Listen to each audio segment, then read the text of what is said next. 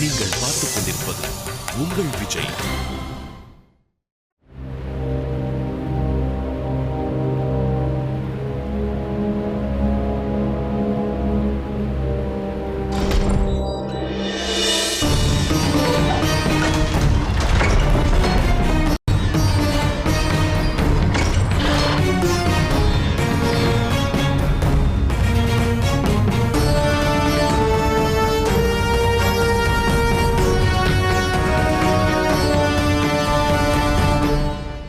என்ன நேர்ந்தது மாமா? ரதத்தை எதற்காக இங்கு வரவழைத்தீர்கள்? எங்கு செல்கிறீர்கள் இப்போது? காந்தாரம் எனக்காக காத்திருக்கிறது மருமகனே. இனி அஸ்தினாபுரத்தில் நான் ஆற்ற வேண்டிய பணி எதுவும் இல்லை.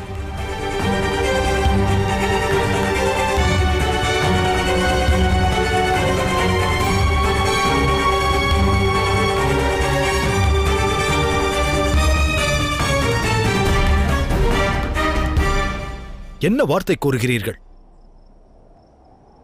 என் பட்டாபிஷேகம் முடிந்த பின்னரே தாம் இங்கிருந்து செல்ல வேண்டும். அவ்வாறு சபதம் எடுத்தீர்களே. யாரின் பட்டாபிஷேகம்? உனக்கு பட்டாபிஷேகம் சூட்டப்படாது மருமகனே. எனது வாழ்வில் இன்று வரை உன்னை அரியணையில் அமர வைக்க முயற்சித்தேன்.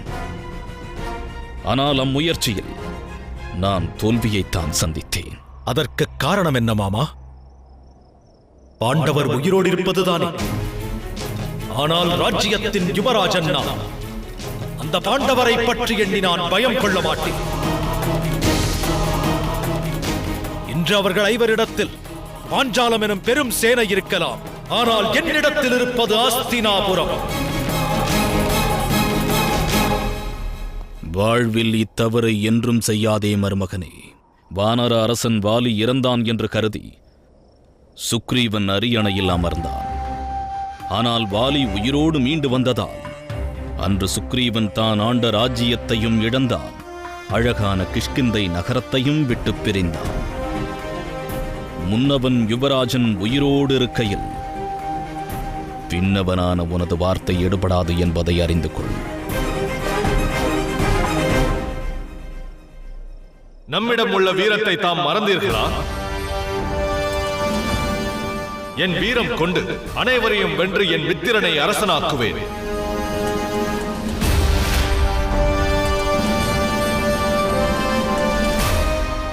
மருமகனே துரியோதனா, விளைநிலத்தில் நதிநீர் விளைச்சலுக்கேற்றவாறு பாய வேண்டும்.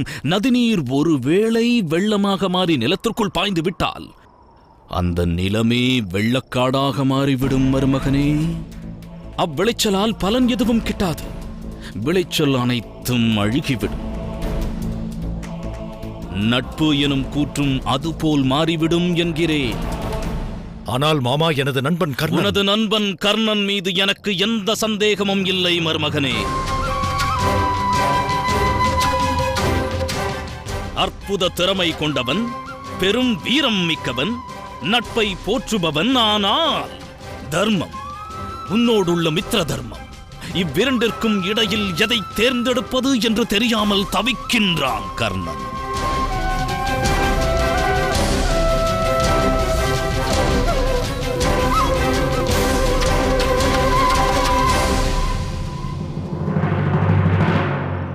ஒருவேளை இவன் அர்ஜுனன் பீமனை மாய்த்திருந்தால் இவன் இதயத்தில் தர்மம், இரக்கம் தோன்றாமல் இருந்திருந்தால் அவன் நண்பனான நீ சுலபமாக அரியணையில் அமர்ந்திருப்பாய் மருமகனே.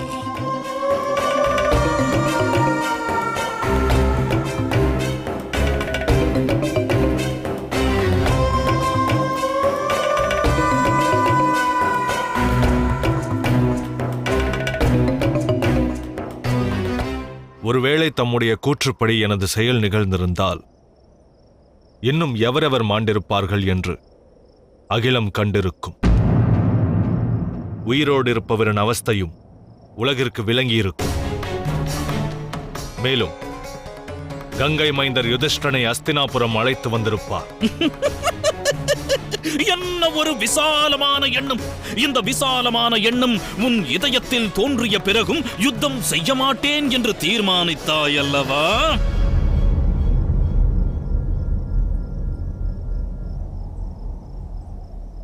இல்லை காந்தார அரசே, நன்கு ஆலோசித்த பிறகே இம்முடிவை மேற்கொண்டேன்.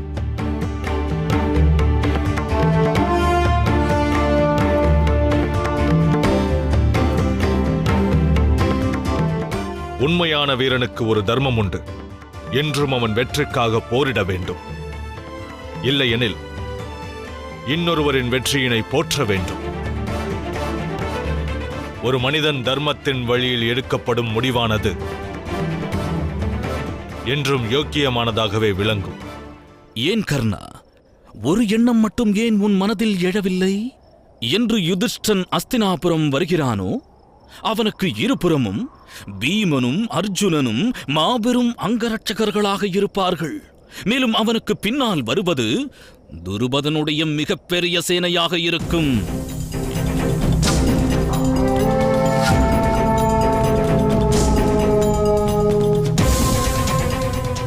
என்றும் ஒன்றை மனதில் இருத்து துரியோதனா,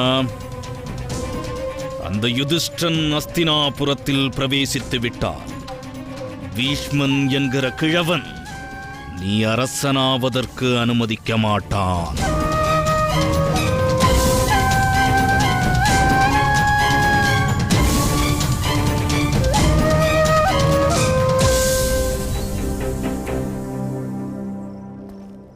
அப்படியென்றால் தாமே இதற்கு ஒரு உபாயம் கூறுங்கள்.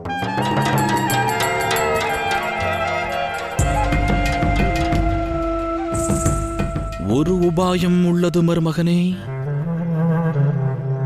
ஆனால் இம்முறை நீ செவிசாய்ப்பதோடு உன் நண்பனும் செவிசாய்க்க வேண்டும். வாக்களிப்பீர்களா?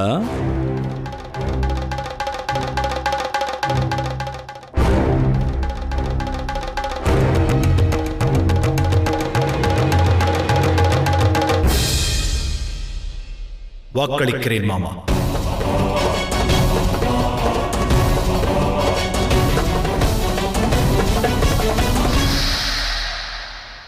கவனமாக கேளுங்கள். பாண்டவர் ஐவரும் இன்னும் உயிரோடு இருக்கின்றனர்.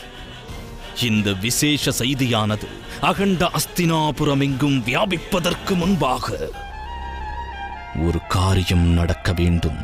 உனது பட்டாபிஷேக திருவிழா நடந்து முடிய வேண்டும்.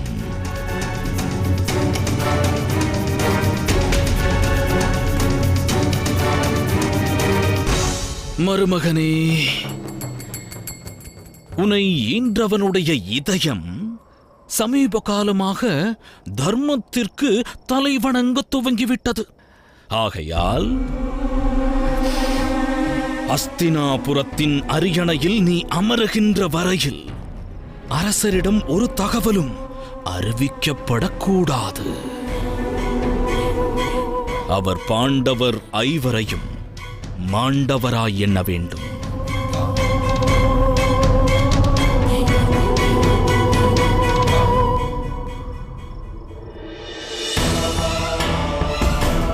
யுதிஷ்டனுக்கோ பட்டாபிஷேகம் நடத்தப்படவில்லை.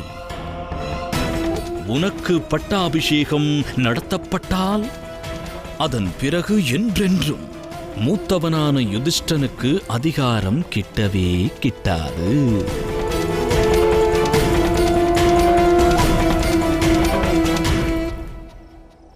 அதோடு பாஞ்சாலத்தின் ராஜகுமாரியை அவன் விவாகம் செய்ததற்கான எந்தவித பலனும் கிட்டாது மருமகனே.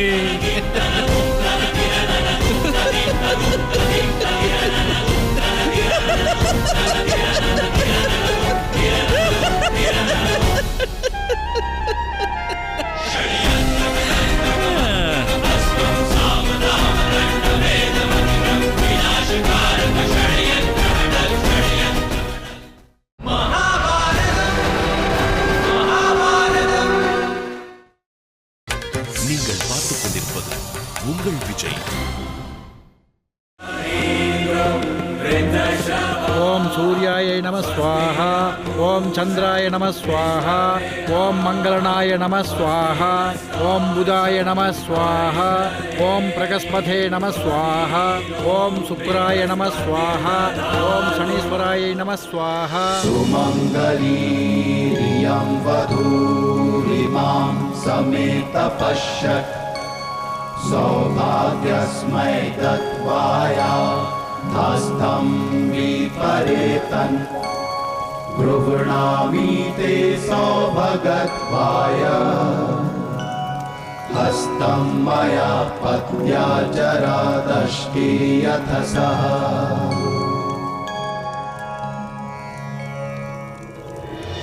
उषाद्वयतो नयतो हस्तविहा अश्विना प्रवहतां दधेना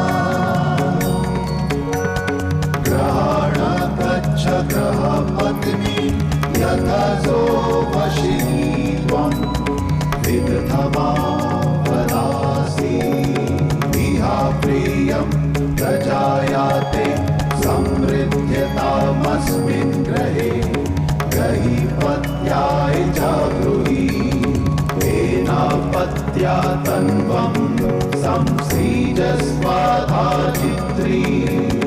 विदधमा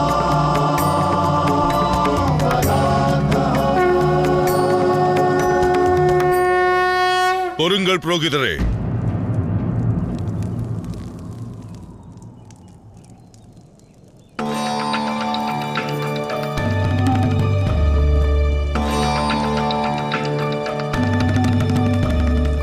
விவாகம் நடைபெறுவதற்கு முன் சில கேள்விகளுக்கு பதில் அறிய மனம் ஏங்குகிறது மாமுனிவரே.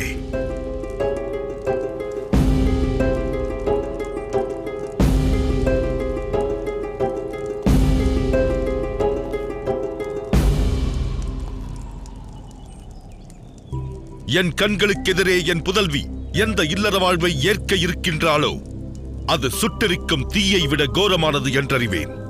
தாம் இதை தர்மம் என்று ஏற்றீர்கள். ஆனால் அகிலம் அதை ஏற்குமா?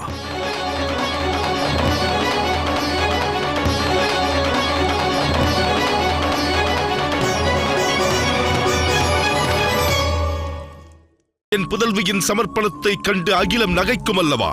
தாம் கூறுவது உண்மைதான் மகாராஜா துருபதரே. புத்திரர்களே, ஒரு விவாகத்தின் ஆதாரம் 7 வாக்குகள், வரனும் வதுவும் ஒருவருக்கொருவர் வழங்குவது. ஆனால் இவ்விவாகம் விதிவிலக்கானது. இவ்விவாகம் தர்ம வழியில் நடைபெற வேண்டுமாயின் வேறு சில வாக்குகளையும் தாம் அனைவரும் வழங்க வேண்டும். ஒரு விதையானது ஒரே சமயத்தில் 2 இடங்களில் விளைய வாய்ப்பில்லை. ஒரு மந்திரி 2 அரசர்களுக்கு மந்திரியாக இருக்க இயலாது. அதுபோல சமர்ப்பணமானது ஒரு சமயத்தில் ஒருவரிடம் மட்டுமே வழங்க வல்லதாகும். ஒரு கன்னிகை கணவராக ஏற்றிருக்கும் 5 எவ்வாறு பத்தினி தர்மத்தை ஆற்றுவாள்? ஒருவர் 5 சமர்ப்பணம் வழங்க இயலாதுதான். ஆனால் 5 ஒருவரிடம் சமர்ப்பணம் வழங்கலாம்.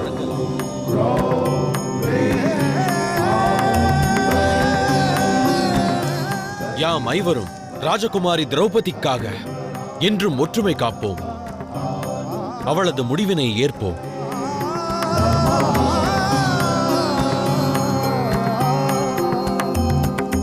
அதி உத்தமம் யுதிஷ்ரா.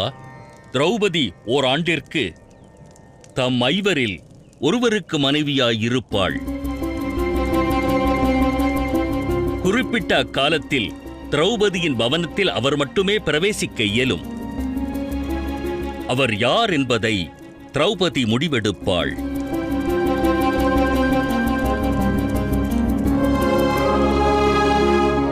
திரௌபதியின் நலன் கருதி இக்கடின வாக்கானது வேண்டப்படுகிறது.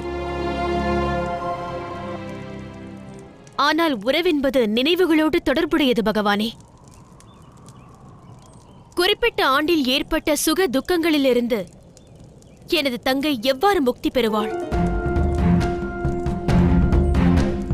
ஏற்பட்ட அனுபவங்கள் அவளுக்கு வேதனை வழங்காதா?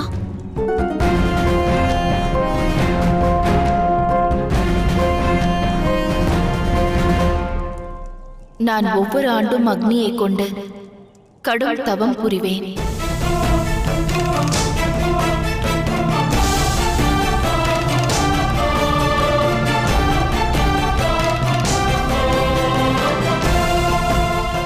முடிந்த ஆண்டின் சுக துக்கங்களையும் இன்ப துன்பங்களையும் மறந்து எனது ஆத்மாவை பவித்திரமாக்குவேன்.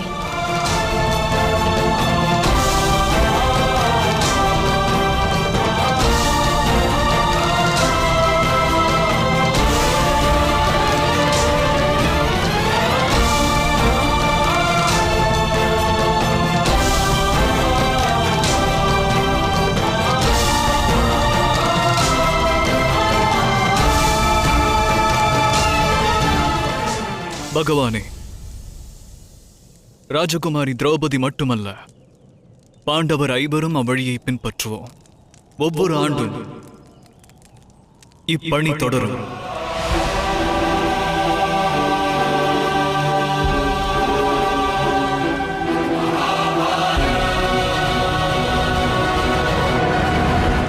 இன்னொரு கேள்வியும் உண்டு பகவானே. ராஜகுமாரர்கள் எண்ணற்ற காரணத்திற்காக பல விவாகம் செய்வார்கள். பாண்டவர் ஐவரும் தம் மற்ற மனைவிகளை அழைத்து வந்தால் என் புதல்வியின் நிலையானது என்னவாகும்? அவள் மீது அதிகாரம் கொண்ட ஐவரும் அப்பணியாற்றுவது தவறென்று தோன்றவில்லையா? இதற்கு பதிலளிக்க வேண்டியவன் நான் ஒருவனே. நான் மட்டுமே விவாகமானவன். வாக்களிக்கின்றேன், என் மனைவியை திரௌபதி இருக்கும் இடத்திற்கு அழைத்து வர மாட்டேன்.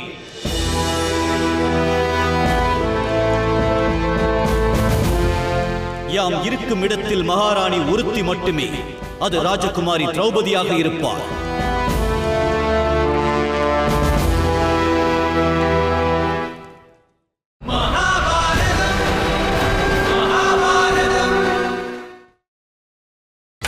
நீங்கள் பார்த்துக் கொண்டிருப்பது உங்கள் விஜய்.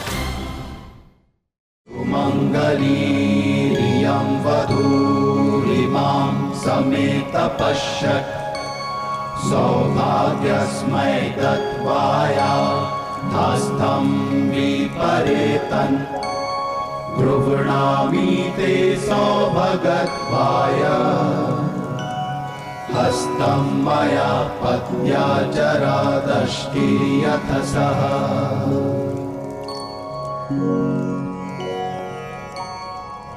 கொடுத்த வாக்கினை பின்பற்றி வாழ்ந்து காட்டுவோம் என்று வாக்களிக்கின்றோம். இறைவன் எமது வாழ்வில் தர்மத்தை ஸ்தாபிக்கட்டும். प्रजायाते समृद्ध्यतामस्मिन् ग्रहे गहीपत्याय जागृही तेजस्वाधाचित्री विदधमा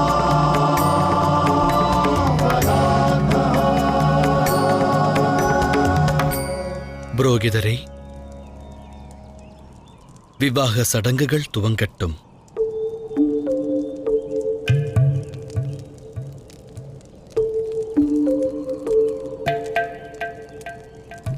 மங்கை